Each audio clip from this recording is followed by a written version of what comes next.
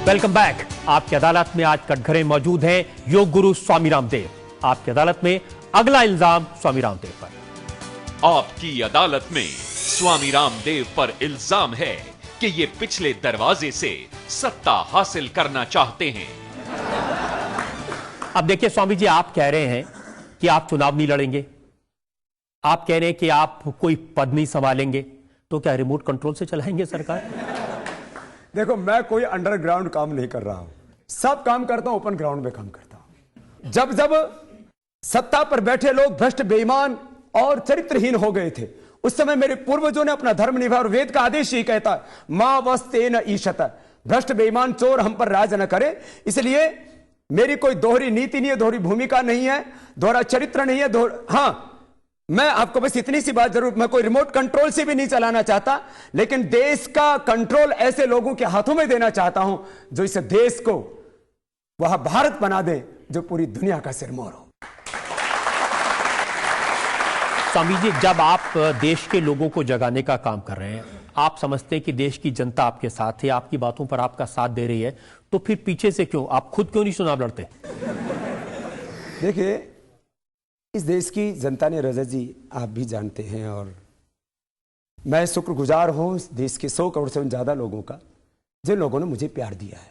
मैं तो एक अनपढ़ माँ बाप के घर से, छोटे से गांव से उठ करके आया हूं यहां तक, और मैंने अंतिम आदमी की बेबसी को, लाचारी को देखा है। शिक्षा के नाम पर, चिकित्सा के नाम पर पक्षपात, देश के अन्नदाता किसानों और मजदूर कारीगरों के साथ में जो मैंने अन्याय देखा है, उनका अपमान देखा है, उस सब को देख करके यहां पहुंचा। अंधेरों से मैं उजालों में आया हूं, लेकिन कुछ भी ना चाहता हुआ इस देश को किसी भी कीमत पर बचाऊंगा। यह मेरा कल भी संकल्प था, आज भी है और आगे भी रहेगा। लेकिन जो मैं बात पूछ रहा हूं वो आप बोल कर गए। आप बताओ, महात्मा गांधी जी ने इस देश से अंग्रेजों को भगाया कि नहीं भगाया? तो क्या वो प्रधानमंत्री बनने के लिए अंग्रेजों के खिलाफ आंदोलन चला रहे थे? नहीं, अगर आज ये अंग्रेजों के मानस पुत्र जो देश को लूट रहे हैं, मैं ये समझ रहा हूं बापू की भूमिका में बाबा है। नहीं तो मैं उन्हीं का वंशज हूं, उन्हीं का अनुगामी हूं, उनके पद चिन्हों पर चलने वाला हूं। और यदि ये कहूं कि गांधी की भाषा में, तो यदि मैं गांधीवादी हूं और यदि कोई कांग्रेसी भी कहे तो मैं गांधीवादी कांग्रेसी हूं। गांधी जी ने जो गलती की थी कि सत्ता अपने हाथ में नहीं ली थी, वो गलती आप क्यों कर रहे हैं? नहीं, अगर वाकई में आप देश को सुधारना चाहते हैं, अगर वाकई में आपके पास में आइडियाज हैं, तो फिर आप आइए मैदान में, चुनाव लड़िए, देश की जनता आपको चुने, आप बनिए प्रधानमंत्री, चलाइए देश। एक प्रधानमंत्री देश को नहीं चलाता है, अभी प्रधानमंत्री तो अभी भी ईमानदार है। लेकिन आज तक की दुनिया की सबसे भ्रष्ट सरकार के ईमानदार प्रधानमंत्री जैसे वो बने हैं, ऐसे मैं नहीं बनना चाहता। तो हम ऐसे लोगों को लाना चाहते हैं जिनका निष्कलंक बेदाग जीवन हो, जिनका वर्तमान और जिनका अतीत लोगों के सामने हो। ऐसे ईमानदार लोगों की कमी नहीं इस देश के अंदर। ये स्वामी जी कैसे लाएंगे? उनको कैरेक्टर सर्टिफिकेट देंगे, आप बड़े ईमानदार हैं, आइए। देखिए, ऐसा है, देश के लोग सर्टिफिकेट देते हैं, देश की जनता जानती है आज भी इस देश में ईमानदार लोगों की कमी नहीं है। रजत जी, मैं अपना ईमानदारी से योग करवा रहा हूं, without any interest, without salary, without rest. 365 दिन काम करता हूं, बिफोर टाइम आता हूं, और उसके बाद भी आप मेरे ऊपर मुकदमा चलाते हैं बुला करके। ये मुकदमा इसलिए चल रहा है क्योंकि आप आजकल योग कम सिखा रहे हैं, चुनाव लड़ने की तैयारी ज्यादा करवा रहे हैं। योग पूरा सिखा रहा हूं, पहले से ज्यादा कर दिया है। पहले मैं सुबह सुबह की क्लास लेता था, 5:45 बजे शुरू करता था, अभी भी वो बराबर चल रही है। और उस कक्षा के अंदर 10% मैं देश के लिए जो है वक्त लेता हूं, तो नेशनल ब्रेक लेता हूं। योग सिखाते सिखाते भी लोगों को इलेक्शन की बात करते हैं। योग सिखाते सिखाते कहता हूं, तन को भी बचाओ, वतन को भी बचाओ। आप लोग 1 घंटे की आपकी अदालत में यदि 3 बार ब्रेक ले सकते हैं, तो मैं योग सिखाते सिखाते नेशनल ब्रेक क्यों नहीं ले सकता?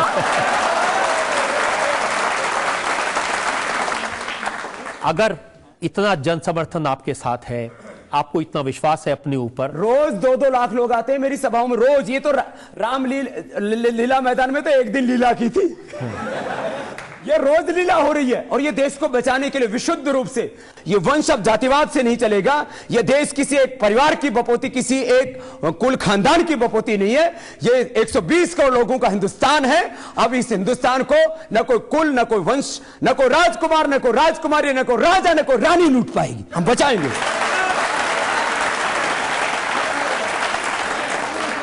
ये आप एक परिवार के पीछे क्यों पड़े हुए हैं?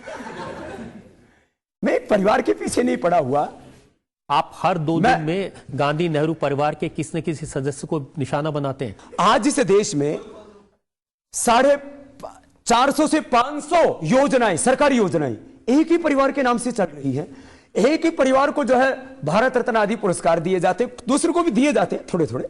लेकिन जब इस देश के अंदर देश के लिए गाने वालों को भारत रत्न पुरस्कार दिया जा सकता है, तो देश के लिए मरने वाले भगत सिंह को, देश के लिए मरने वाले महाराणा प्रताप और छत्रपति शिवा को क्या भारत रत्न नहीं दिया जा सकता? इस देश के अंदर क्या एक ही परिवार रहेगा जिसके नाम से सारी सरकार की योजनाएं चले?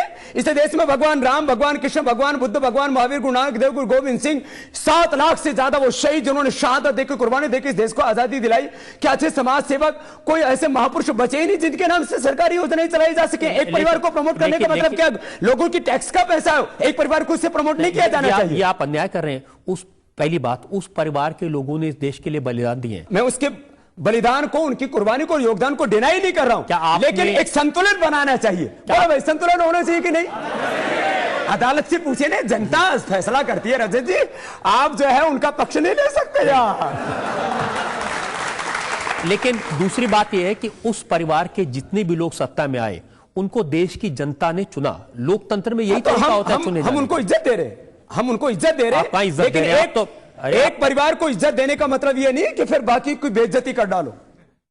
इस परिवार में मैं कहता हूं इस देश के अंदर एक संतुलित दृष्टि हमें अपनानी चाहिए। ये आप बिल्कुल उसी तरह की बातें कर रहे हैं जिस तरह की बीजेपी के नेता कहते हैं, इसीलिए कहते हैं कि आप भारतीय जनता पार्टी के एजेंट हैं। मैं तो इस देश की 120 करोड़ जनता जो मुझसे प्यार करती है, मैं उनका रिप्रेजेंटेटिव होकर के बोलता हूं, इसलिए जहां बोलता हूं वहां लाखों लोग खड़े हो जाते हैं। यदि किसी को मैं किसी पार्टी का या किसी संगठन का एजेंट नजर आता हूं, तो वो अपनी जो है दिमाग का इलाज या अपनी आंखों का चश्मा उसको ठीक करवा ले।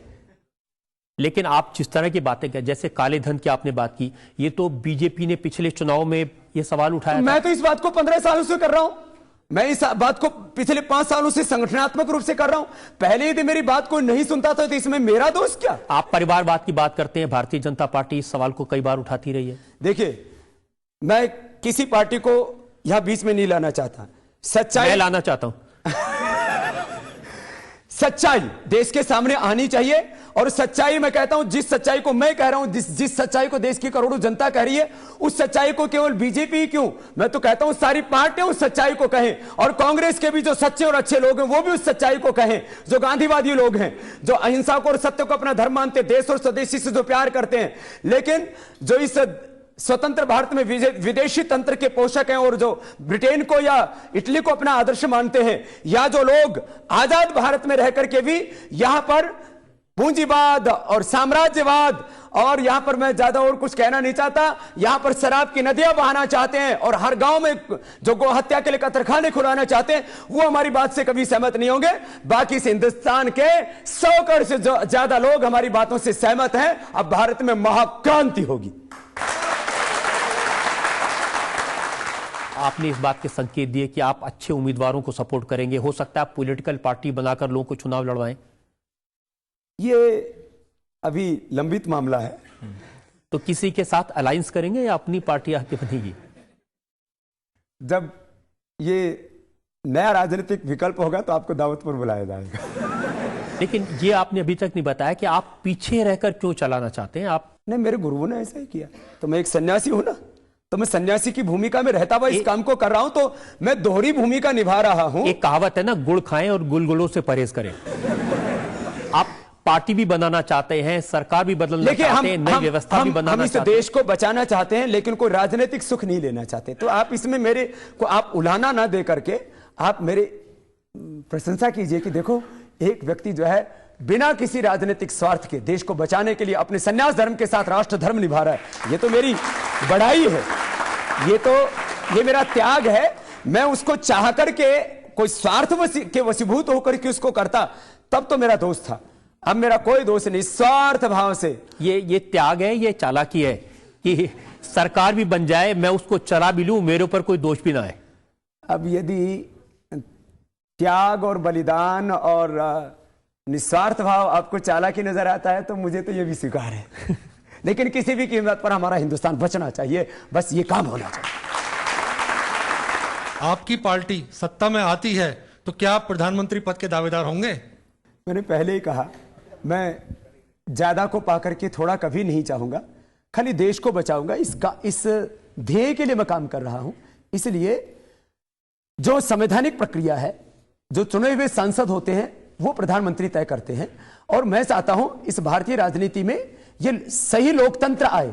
यहां अभी लोकतंत्र के नाम पर वंशवाद और परिवारवाद चल रहा है, या लोकशाही के नाम पर तानाशाही चल रही है, वो खत्म होनी चाहिए और वो होगी, उसको करेंगे। अगर जो चुने हुए प्रतिनिधि हैं वो आपको अपना नेता चुनेंगे तो? रजत जी, अभी मैंने कहा ना आज ना कल कोई भी राजनीतिक महत्वाकांक्षा अपने हृदय में पाल करके काम नहीं कर रहा। आप ऐसा ही त्याग करेंगे जैसे सोनिया गांधी ने किया था? देखिए, आप मेरे उससे तुलना ना करें तो वो माता है, मैं सन्यासी हूं, इसलिए माता जी से मेरी तुलना मत कीजिए प्लीज। बहुत सारे सवाल आरोप आप पर लगे हैं, आपके जायदाद को लेकर, आपकी प्रॉपर्टी को लेकर। बताया गया कितने करोड़ों रुपए आपके पास में है, उसके बारे में मुझे आपसे बहुत सारी बातें पूछनी है, लेकिन एक ब्रेक के रुकेंगे और ब्रेक के बाद आपकी अदालत में स्वामी रामदेव से पूछेंगे उनकी बेहिसाब संपत्ति का हिसाब। आपकी बातें सुन के मैं ये तो मानता हूं कि आप रहते बाबागिरी की तरह हैं, लेकिन आप बोलते हैं दादागिरी की तरह। देखो भाई, हम किसी को छेड़ेंगे नहीं, लेकिन जो हमको छेड़ेगा उसको हम छोड़ेंगे नहीं।